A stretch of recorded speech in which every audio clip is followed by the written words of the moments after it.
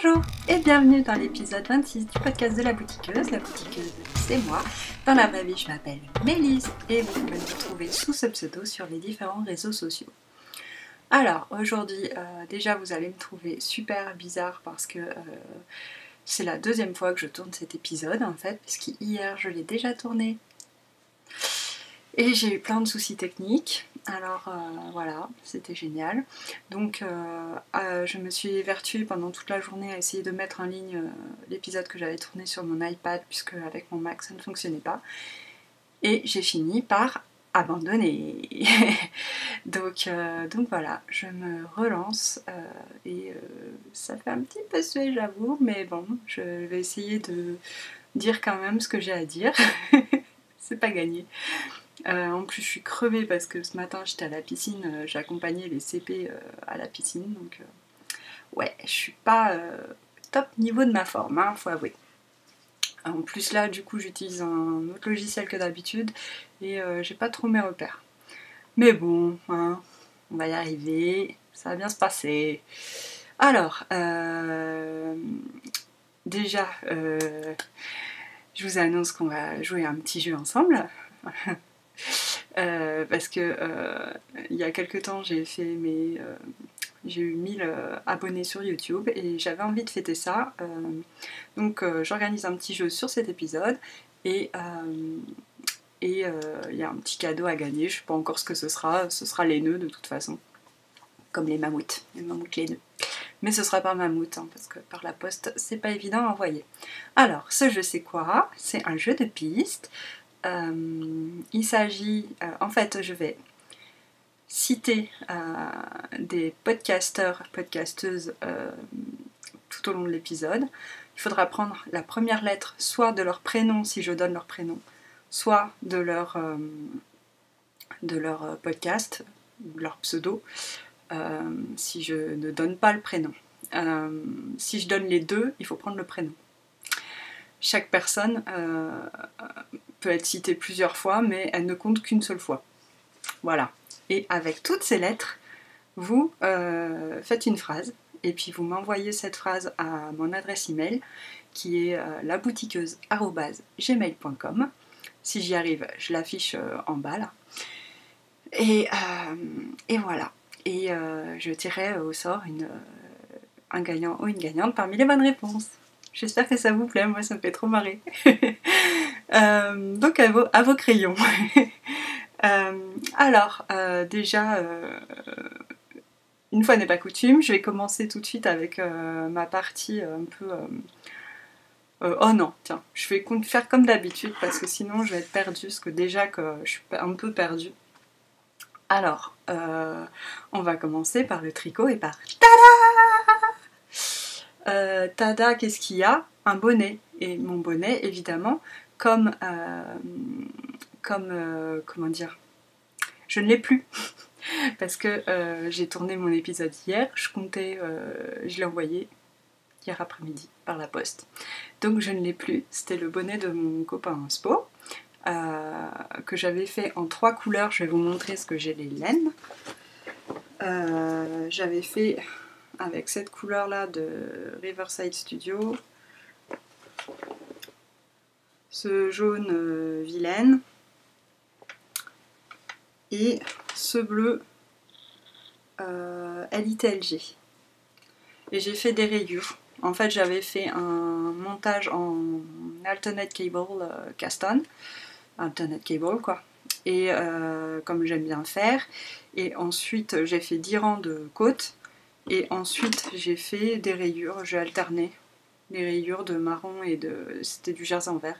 J'ai alterné les rayures de marron et de jaune et de bleu, en faisant des rayures plus fines de jaune quand même.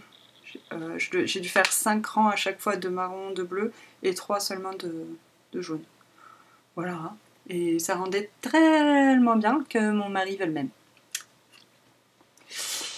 Voilà pour ça. Et qu'est-ce que je voulais dire à ce sujet? C'est tout pour ce bonnet. Et du coup, on va passer à Mais qu'y a-t-il sur mes aiguilles? Alors, sur mes aiguilles, il y a le Snoqualmie, mon gilet vert à torsade de Michel Wang. Hop, alors je vous montre vite fait où j'en suis. J'ai fait ça. Ça, c'est le demi-devant gauche. Et sinon, j'ai un demi, enfin peut-être un quart de tada, puisque j'ai fini le dos. Voilà. Là, il faut que je le penche un peu pour que vous puissiez voir un peu les torsades avec cette couleur qui est foncée, sinon on ne voit pas grand-chose. Donc c'est le gilet que je fais dans ma laine irlandaise un peu rustique, enfin même franchement rustique, de Kerry Woolen Mills, qui est vert, c'est la couleur bottle green sur le site, mais c'est un vert plutôt sapin je trouve, très joli, et que vous voyez pas exactement, hein, c'est impossible à montrer cette couleur. Qu'est-ce que je voulais dire par rapport à ce gilet? Oui, j'ai une photo du gilet si vous voulez voir. Ouais, comme ça.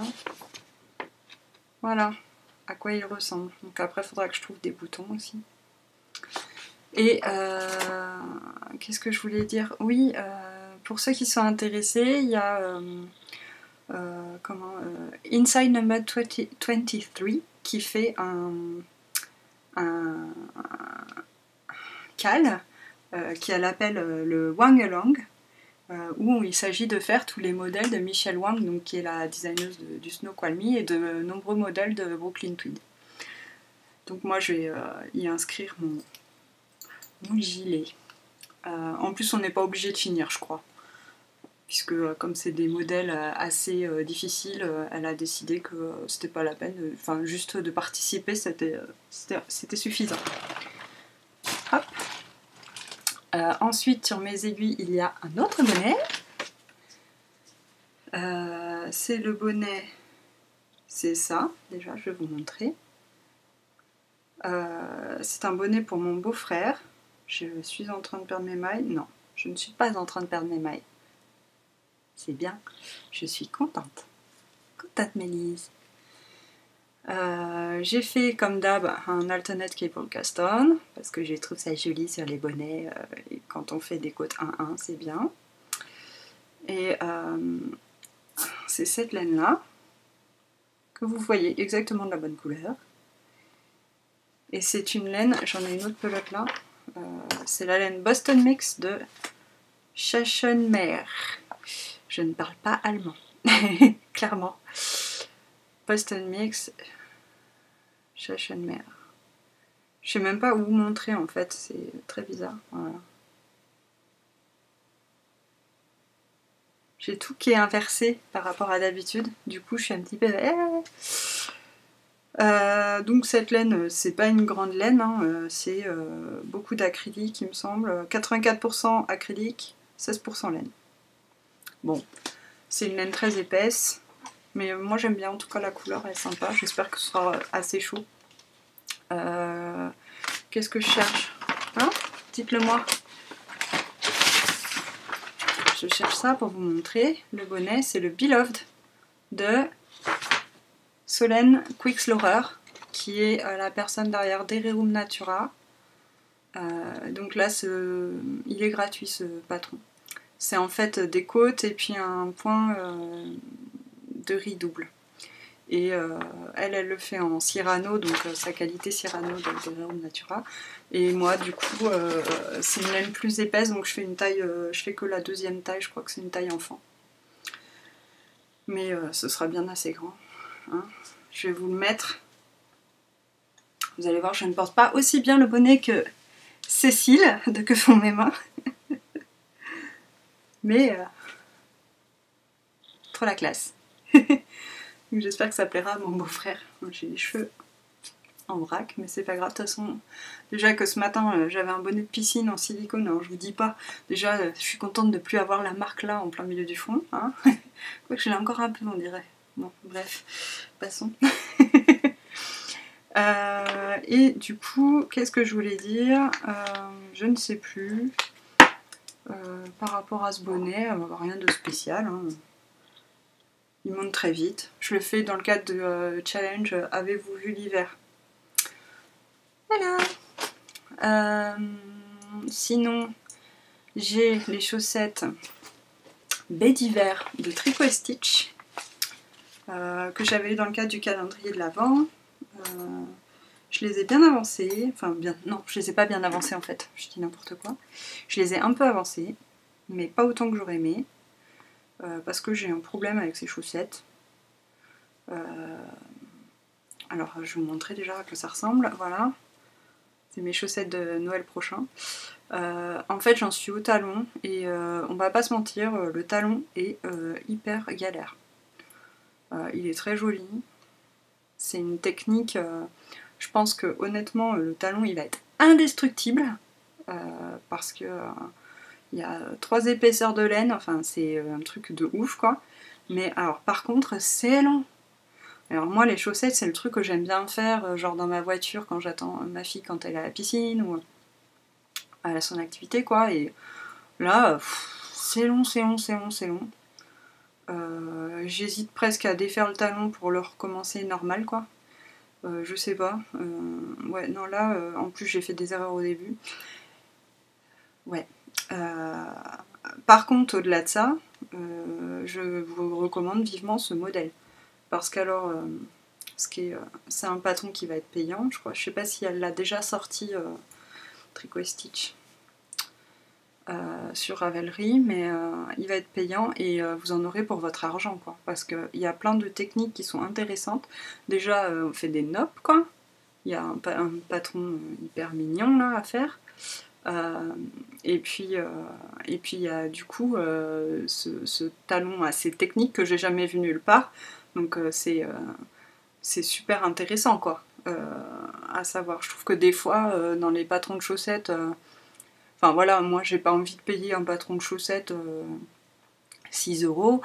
Si c'est pour juste avoir un pauvre motif de point texturé que je pourrais refaire moi-même, et puis un talon habituel que je connais par cœur, enfin voilà quoi, ça m'intéresse pas quoi. Mais par contre, quand il y a vraiment des choses techniques dans le patron, je trouve ça, moi ça me dérange pas de payer quoi, au contraire. C'est bien de payer le travail des designers. Notamment, je pense à Christelle avec ce patron là, mais il y a aussi In a Panda's World qui fait des patrons comme ça de chaussettes qu'elle fait payer, mais qui sont vraiment pointus quoi. Où on apprend des techniques et tout ça, et là c'est cool. Donc voilà, les laines, vite fait quand même, c'est Vilaine. C'est sa laine à chaussettes qui est pas très chère, donc franchement, enfin pas très chère, on s'entend, ça reste une laine de teinturière, hein, donc forcément c'est pas le même prix que la Fabelle quoi, mais elle est à 15 €, et vraiment moi je trouve que même pour faire un châle elle est top quoi, parce qu'elle est douce, donc ça fait pas cher les chevaux quoi, 15 € pour une laine de teinturière. Et j'utilise en contrastant une laine Candy Wool que j'avais reçue dans le calendrier de l'Avent. Je trouve que ça va être trop joli quoi. Faut juste que j'arrive à me motiver à finir ce talon ou à le défaire une bonne fois pour toutes. Et voilà pour mes belles chaussettes. Hop. Qu'est-ce que je voulais dire de plus? Ouais, je voulais vous parler des cales, donc un cal déco. Des cales auxquelles je participe. Alors déjà il y a l'année de la blanquette là, donc les inscriptions sont terminées étant donné que c'était jusqu'au 31 janvier, puisque bon c'est l'année de la blanquette, donc si on commence en février c'est plus l'année, hein, on est d'accord.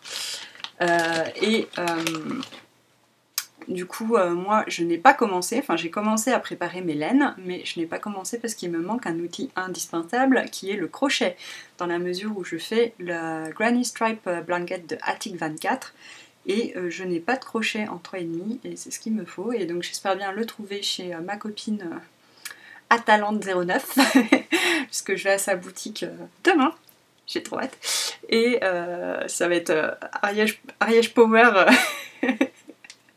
power les nœuds quoi. Et du coup, ouais, parce que nous on n'a pas de neige, hein, contrairement à Paris, à la montagne il n'y a pas de neige. Du coup voilà ce que j'ai fait.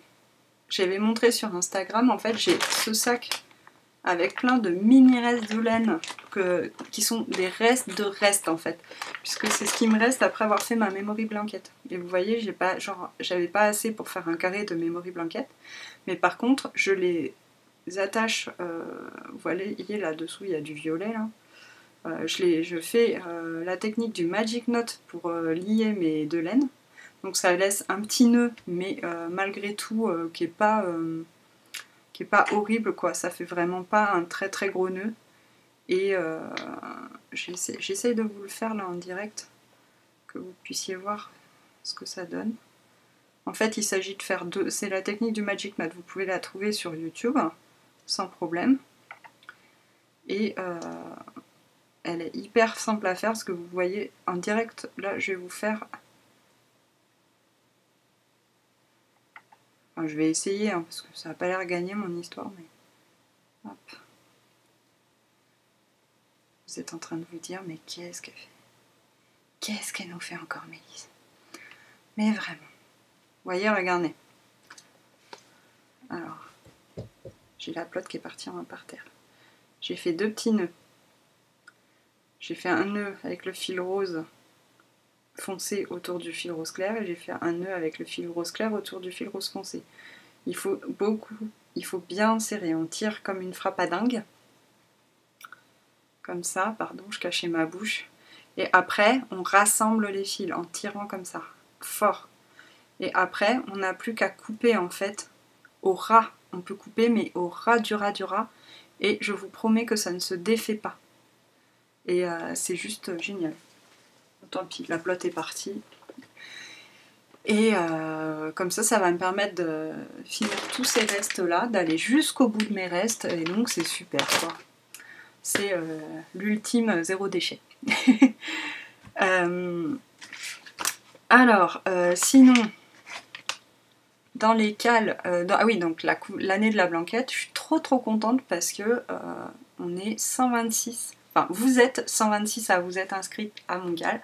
C'est trop cool. Je peux dire à vous être inscrite parce qu'il n'y a pas de garçons. Ou alors il y en a qui ont caché leur jeu. Mais ouais, il y a 126 inscrits à Scal, inscrites à Scal, et c'est trop cool quoi. Moi j'étais comme une dingue que autant de monde me suive là-dessus. C'est énorme quoi. 126 couvertures, vous vous rendez compte? Et du coup, j'ai fait mes petits calculs, puisque quand on s'inscrit à Scal, on s'engage à tricoter 2 carrés supplémentaires qu'on va m'envoyer pour que je les assemble pour faire 2 couvertures. Une qui sera donnée à une association, une autre qui sera gagnée par tirage au sort parmi les participantes au cal. Et donc ces carrés vont devoir faire 20 cm par 20 cm, donc les deux. J'ai pas encore décidé, je suis dans le groupe là, on essaye de voir un peu ce qu'on fait en termes de points, de couleurs, de machin quoi, histoire que de poids de laine. A priori ce sera de la fingering, la couleur ce sera à vous de choisir, et pour le point on n'y est pas encore.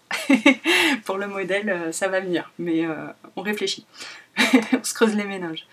Et donc ouais, c'est trop cool, je suis super contente. Ensuite, je voulais parler du Extrinsic Color Cal de Ricardo, Canary Lotus, sur son groupe Ravelry, le Nid du Canari, qui va bientôt débuter là, je pense, pour les envois des chevaux et tout ça. Enfin, je crois qu'il y a jusqu'à mars pour s'inscrire, si je dis pas de bêtises. Donc j'ai hâte, parce que dans ce cas, je vais faire le Hugger's Best Friend et j'ai trop hâte de le faire, quoi. Donc il y a celui-là. Ensuite, il y a le cal...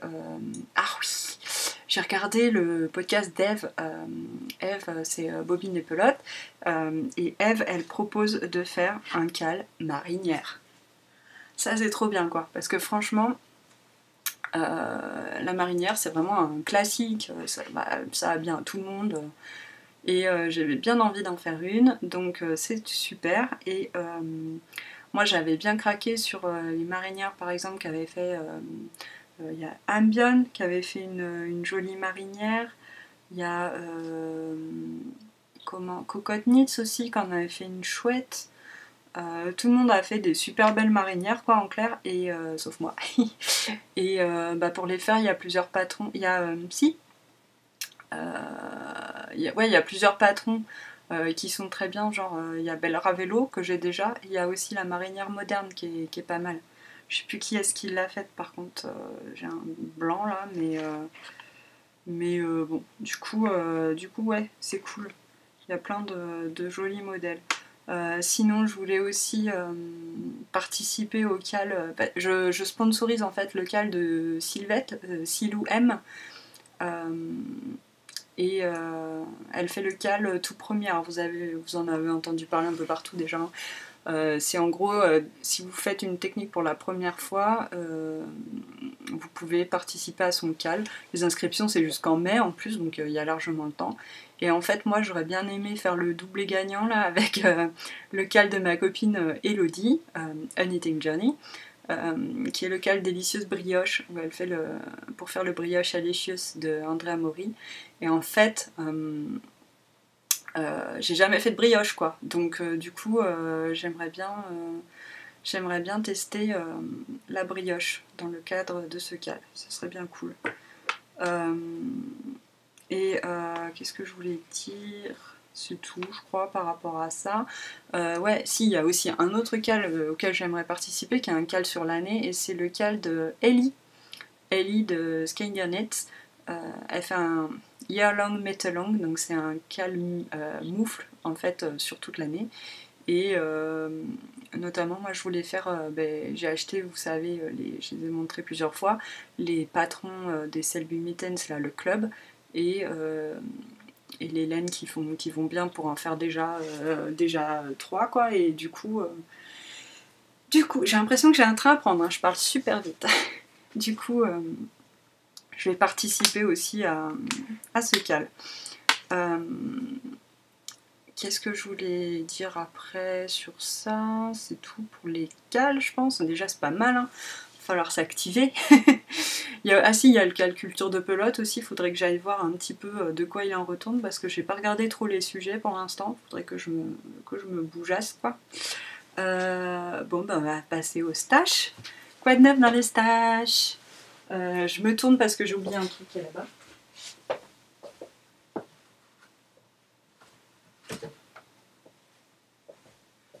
J'ai des très jolis tissus que m'a offert ma copine Elke, parce que Elke est estonienne et elle est allée en Estonie à Noël. Et elle m'a ramené des beaux tissus. Regardez, c'est pas trop mignon quoi. J'adore. Là, il y en a 1 mètre de chaque en fait. Ça, du coup, je vais faire un truc pour les enfants. C'est assez fin au final, hein. Peut-être une chemise ou une blouse ou je sais pas. Ouais. Ou peut-être des coussins. Je sais pas encore, mais on trouvera bien. Et ce joli tissu qui m'a... J'ai tout de suite pensé à Ricardo en voyant ce tissu, parce que vraiment toutes ces couleurs, c'est très beau quoi. J'ai des trucs, ça vibre à fond là, hein. Ça fait mal aux yeux. Ouais, j'aime énormément là ces carreaux là. Et ça c'est des fleurs, mince, là, je vais y arriver hein, avec le droite-gauche là, c'est pas évident. Ces fleurs là, c'est vraiment des motifs typiques estoniens quoi. C'est très beau. Parce que ma copine Elke fait de la broderie, elle brode des fleurs comme ça. Des motifs modernes inspirés des broderies traditionnelles estoniennes. Je vais mettre ça avec l'autre plutôt. Sinon, en termes de laine, j'ai pas grand chose à vous montrer là, mais c'est pas plus mal parce que je participe au stage sous contrôle dans le groupe de Solène, Gris-Mouton.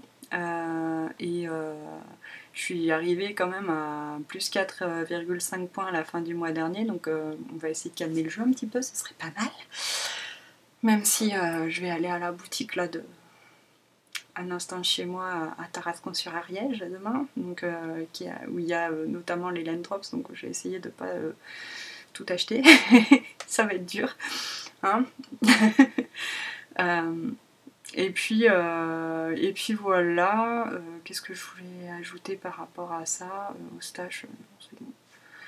Ouais, le stage sous contrôle, je sais pas si je vous avais dit, il s'agit en fait de comptabiliser les écheveaux qu'on achète, enfin, et puis les pelotes, tout quoi, qu'on fait rentrer dans le stage, et on enlève les trucs qu'on tricote, quoi. Donc à la fin, ça nous fait un score, et moi, je suis déjà à plus 4,5, sachant qu'évidemment, le but, c'est de déstacher au maximum et donc d'avoir une note négative.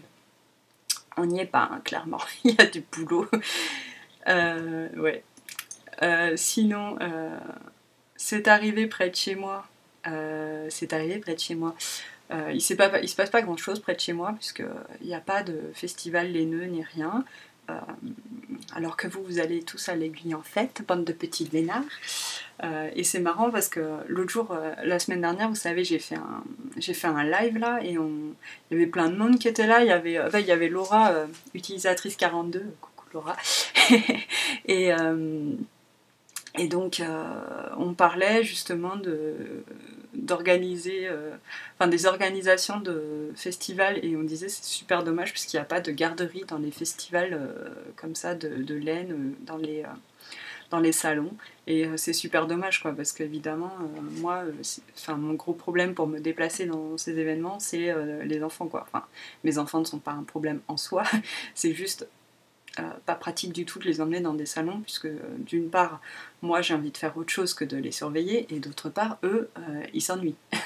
Donc c'est fun ni pour les uns ni pour les autres, et alors qu'avec une garderie on pourrait payer une babysitter en écheveau et puis ce serait trop cool.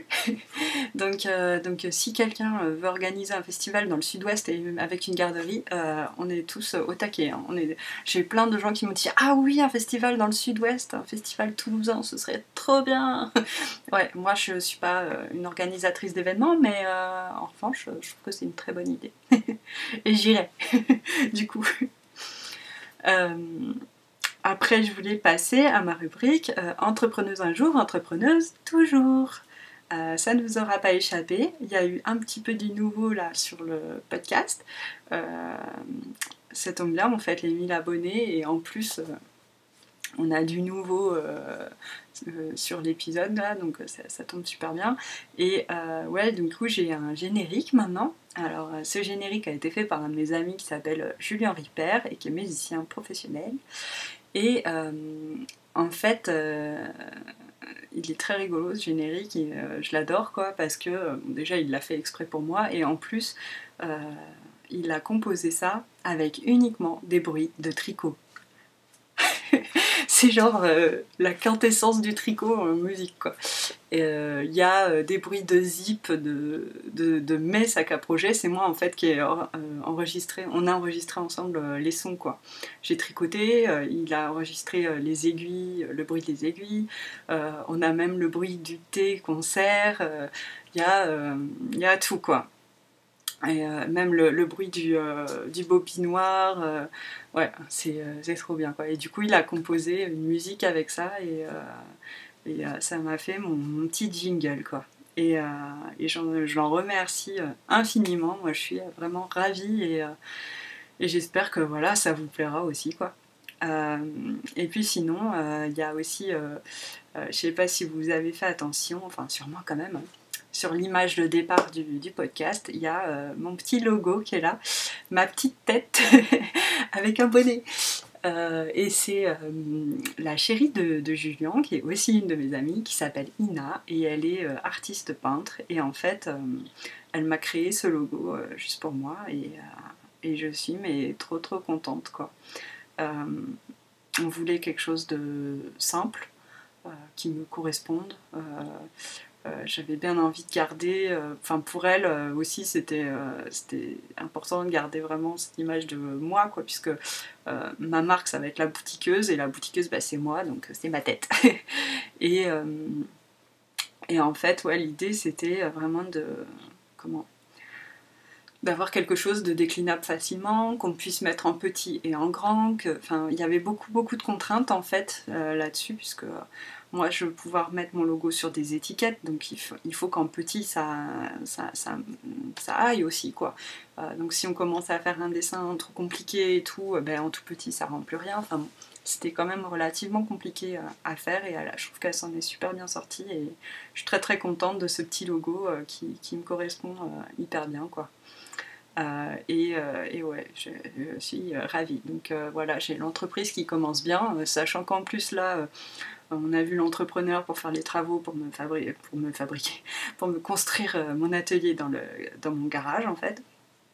Donc ça avance, on fait des devis et tout, donc voilà, c'est trop cool. Donc, et puis ben, je remercie énormément les gens qui étaient présents sur le live, qui m'ont donné énormément d'idées pour faire des sacs à projet, des choses qui pourraient plaire, quoi, qu'ils attendent en fait, quoi, et enfin qu'elles attendent, parce que c'était que des filles, et vraiment merci, quoi.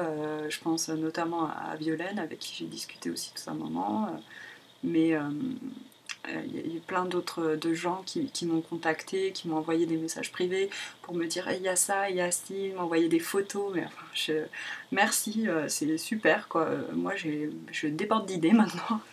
Déjà que j'en avais déjà pas mal, mais alors là, c'est la totale, quoi. Et ça m'a bien aidé à pouvoir vraiment répondre à des besoins qui sont là, et pas forcément, auxquels on n'a pas forcément encore répondu, et de trouver, voilà, quelque chose qui me corresponde et qui vous plaise, et que tout le monde soit content. Et donc, pour en revenir juste sur Ina, qui est donc la personne qui m'a fait le logo, c'est également elle qui... je collabore avec elle pour faire les tissus, donc c'est elle qui va être en tout cas la première personne à travailler avec moi sur les collections de tissus pour faire tous ces sacs et tous ces trousses, tous ces trucs que je vais faire pour vous. Donc j'espère que ça vous plaira. Pour l'instant, on en est aux prémices, hein, mais on y travaille. Alors, dans ma partie blablabli, j'avais envie de parler d'un sujet qui a été évoqué par Liz Taylor dans son dernier épisode. D'ailleurs, Liz, je te fais coucou et bravo pour ton livre. Si tu me regardes, je suis pas persuadée, mais bon. Elle parlait, elle a fait un petit passage sur le prix de la laine. Alors, je trouvais ça super intéressant, en fait. Il y a eu un petit peu vite fait une discussion récemment autour de ça, notamment parce qu'il y a des kits de jacquard qui sont pour faire des pulls en jacquard qui sont sortis, des kits de teinturière indépendante, et qui du coup coûtaient une blinde, parce que des écheveaux teints à la main ça coûte très cher, et parce que en fait, pour faire des couleurs contrastantes, normalement, il n'y a pas besoin d'avoir un écheveau de 100 grammes, mais là, du coup, il y avait l'écheveau de 100 grammes et pas des mini, donc c'est vrai que du coup, ça faisait un kit avec genre 6-7 écheveaux, donc forcément, le prix, ça faisait mal, quoi.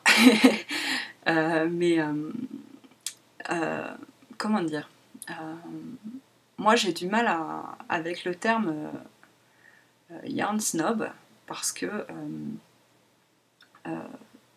ouais, enfin, je veux dire, les belles laines des teinturières indépendantes, quelque part, nous, c'est tout ce qu'on veut, quoi. Enfin, moi, si je pouvais, je tricoterais que ça, quoi. Alors, s'il y a des gens qui ne tricotent que ça, et qui ont les moyens de se payer des laines de teinturières indépendantes et de tricoter qu'avec ça, mais tant mieux, quoi. Moi, je suis trop contente, après, de regarder leur podcast, et puis de voir les jolis projets qu'ils tricotent avec, ou de regarder leurs projets sur Instagram. Voilà, quoi. Pas de soucis, j'ai envie de dire. Franchement, je vois pas où est le problème, quoi. Après, moi non, j'ai pas les moyens de faire ça, mais en même temps, quand je vois le pull en question en jacquard et le kit avec, je me dis bon bah ok, je peux pas me payer le kit, mais bon bah, c'est pas grave, hein, je vais prendre, si je veux me faire le pull, je vais prendre d'autres laines qui seront moins chères, ou je vais prendre peut-être une laine teinte à la main pour faire la couleur principale, et puis des laines pas teintes à la main pour faire les couleurs contrastantes. On peut trouver toujours des solutions, quoi. Et dans les laines moins chères, il y a quand même aussi des laines de très belle qualité, hein. Je vois par exemple, qui est-ce qui parlait de ça, y a Vanessa de Batman de Kershawi qui montrait des laines, je pense que c'était d'une qualité proche de la Terrerum Natura qu'elle avait acheté sur le site Laine des Îles, il me semble. Ça avait l'air. Moi, je suis allée y faire un tour. Il y avait des trucs franchement très très très très jolis quoi.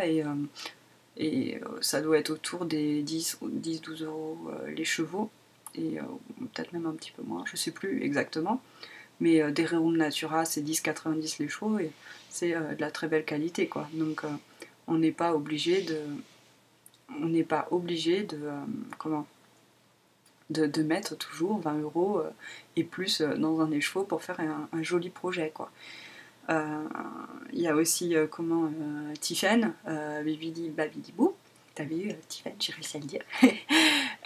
Tiffen, elle a toujours des projets canons et elle utilise des laines assez souvent qui sont un peu moins chères quoi. Elle utilise de la fil d'art, elle utilise de la Rerum Natura, elle utilise voilà, des laines, pas forcément toujours teintes à la main, parce que je pense qu'elle est comme moi, hein, elle a un budget quoi, à respecter, et que bon, manger c'est bien aussi.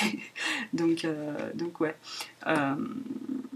Pour les laines moins chères, c'est vrai que c'est pas toujours évident de trouver, surtout quand on veut quand même des laines naturelles, pas trop d'acrylique quoi. Ouais. Alors si vous avez des bons plans, moi je suis preneuse, hein, donc n'hésitez pas à venir me dire. Si vous voulez en savoir plus sur les laine drops, il y a Triple L de Mac qui a fait un épisode consacré aux laine drops qu'elle a testé. Donc elle parlait de la Népal, évidemment c'est son amour pour la Népal, de la Flora, de la Nord. Elle a testé quand même quelques qualités quoi, du coup elle revenait dessus. Moi j'ai bien envie de tester la Charisma dans un pull par exemple, la Lima aussi, mais je sais que Triple L de Mac d'ailleurs elle a testé, elle a acheté de la Lima pour se faire un pull en jacquard, donc on aura son retour. Mais tout ça pour dire que, ouais, en gros, teinturière indépendante, mais continuez, puis c'est normal que vous fassiez payer cher vos écheveaux parce que c'est votre travail qui coûte cher, enfin c'est normal quoi. Ça coûte plus cher de teindre des laines à la main que les faire teindre industriellement, ça c'est clair quoi. C'est normal de payer plus cher pour ça. Et puis tricoteur, tricoteuse, et j'ai ma lumière qui fait bizarre, je suis désolée. Continuez à acheter des beaux écheveaux et à nous montrer les merveilles que vous tricotez avec. Et puis personne tricoteur, tricoteuse avec un peu moins de budget, il y a toujours moyen de trouver quand même des jolies laines. Et puis vous pouvez aussi les teindre vous-même, hein, si vous avez le temps, l'envie et tout, parce que franchement les laines, moi j'ai trouvé un site notamment qui s'appelle Yarn and Dyed, où on trouve des écheveaux en les achetant par 5 de mérino nylon ou mérino même cachemire nylon à moins de 10 euros les chevaux en laine naturelle. Donc déjà si vous voulez de la laine couleur naturelle, c'est un bon plan, et en plus si vous voulez le teindre vous-même, c'est carrément jouable quoi, et ça vous fait une belle laine teinte à la main pour pas trop cher. Voilà. Bon, moi j'ai pas le talent des teinturières indépendantes, hein. J'irai pas remplacer Imogène, soyons clairs, mais pour ce qui est de la teinture, c'est pas ça, mais je vais essayer de me teindre les unis, je pense. J'avais bien envie, surtout que j'en ai de la laine à teindre, et puis en plus il y a ma soeur qui file de la laine naturelle, donc je vais peut-être en teindre aussi. Mais ouais, ça peut être aussi un autre bon plan, quoi. Voilà. Et bon, j'ai fini, je pense, de vous dire. Je suis désolée parce que j'ai l'impression d'avoir vraiment speedé sur cet épisode, mais je pense que c'est parce que je l'enregistre pour la deuxième fois et que du coup j'étais un petit peu à faire la course avec moi-même, et puis je me suis peut-être moins étalée sur certains trucs que dans la version précédente, parce que justement j'en avais déjà parlé, donc j'ai l'impression de m'être suffisamment étalée dessus alors qu'en fait non. Mais bon, j'espère que vous m'en voudrez pas. Déjà vous allez peut-être réussir à avoir un épisode, ce qui déjà sera bien parce que c'était mal parti franchement hier. Et puis j'espère que mon petit jeu vous aura plu et que j'aurai des réponses là par mail, n'oubliez pas. Donc c'est une phrase avec tous les noms de podcasteurs ou podcasteuses qui ont été cités. La première lettre uniquement, évidemment. Je vous rappelle, la première lettre du prénom, si le prénom est cité, du pseudo, s'il n'y a que le pseudo de cité. Et avec ça, on fait une phrase et on me l'envoie à laboutiqueuse@gmail.com. Et je tire au sort une bonne réponse pour vous remercier d'être toujours plus nombreux à me suivre. Et moi, j'hallucine un petit peu. On est maintenant, non seulement on a dépassé les 1000 abonnés, mais on est même plus de 1100, je sais pas combien, quoi. Sur Instagram, c'est pareil, on est à 1003, 1004. C'est énorme, quoi, pour moi. Merci, quoi. Merci de me suivre. Merci de me suivre dans mes délires, dans mes aussi, parce que bon, ça fait toujours plaisir de voir que vous êtes avec moi. Et puis bon, moi je fais ça pour ça aussi, je fais ça pour avoir une petite communauté. Je suis fatiguée. Et pour avoir une communauté tricotesque autour de moi, et puis pour se marrer, quoi. Donc c'est cool. Bon, ah oui, pour le jeu, il faut que je vous donne une lettre complémentaire. Donc puisque je n'ai trouvé personne avec ce nom, avec un nom qui commence par cette lettre. Donc la lettre complémentaire est le O.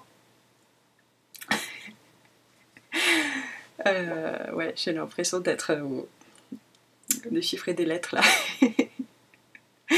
Et sur ces belles paroles, à bientôt. Ciao.